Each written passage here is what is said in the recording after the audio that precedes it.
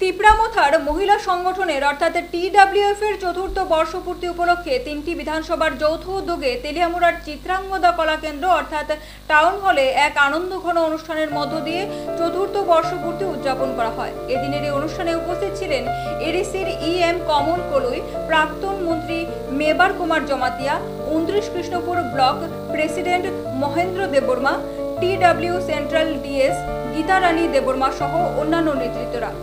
EM কমল কলুই মহিলা ফাউন্ডেশনের চতুর্থ বর্ষপূর্তি উপলক্ষে বলেন, গত 4 বছর পূর্বে তিপ্রামথার সুপ্রিমো প্রদ্যুৎ কিশোর মানিক্য এই মহিলা সংগঠনের প্রতিষ্ঠা করেছিলেন এবং প্রতিষ্ঠা দিবস উপলক্ষে নানান কর্মসূচির মাধ্যমে ও মহিলাদের মধ্যে সুতো বিতরণের মধ্য দিয়ে অনুষ্ঠানকে সাফল্যমণ্ডিত করে তোলার আহ্বান জানিয়েছেন।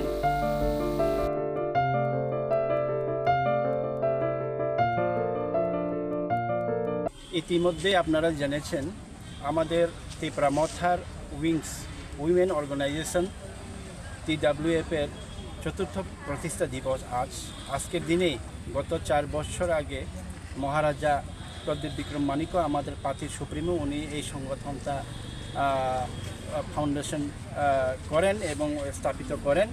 আজকে 4 বছর পূর্তি উপলক্ষে নানান একটা বর্ণময় অনুষ্ঠানের মধ্যে আমরা উদযাপন করতে যাচ্ছি।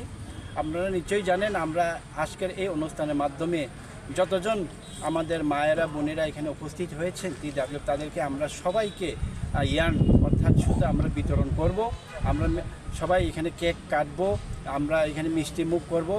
আমরা আপনারা নিশ্চয়ই জানেন ভারতবর্ষের পরিস্থিতি, রাজ্যের পরিস্থিতি এবং আপামর যে আমাদের যে দেশের পরিস্থিতি, বাংলাদেশ যেভাবে আমাদের ত্রিপুরা, নর্থ ইস্ট এবং ইন্ডিয়াকে নিয়ে কুৎসাত যে ধরনের আমাদেরকে নিয়ে যে ষড়যন্ত্র করছে, সে বাংলাদেশকে ধিক্কার জানিয়ে মোহাম্মদ ইউনুস, ডক্টর ইউনুস যিনি প্রধান উপদেষ্টা, তিনি যে নর্থ ইস্টকে নিয়ে যে কটাক্ষ করেছেন, যে ধরনের মন্তব্য করেছেন, তাকে ধিক্কার জানিয়ে আমরা আগামী দিনে রাজ্যের উন্নয়নের সাথে এখানের জাতি উপজাতির উন্নয়নের সাথে তিপ্রাসাদের উন্নয়নের সাথে ভারতবর্ষের আরও উন্নতির ক্ষেত্রে আমরা কী ধরনের যোগদান করতে পারি, উইমেন্সদের মহিলাদের আরও অগ্রণী ভূমিকা যে পালন করতে হবে সেই নিয়ে আমাদের এখানে আলোচনা হবে।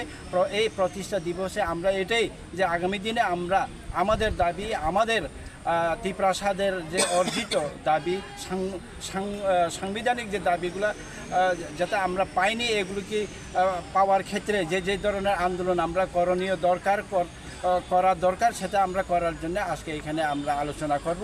এই নিয়ে আমাদের এই অনুষ্ঠানে আমাদের কর্মসূচি। সবাইকে ধন্যবাদ।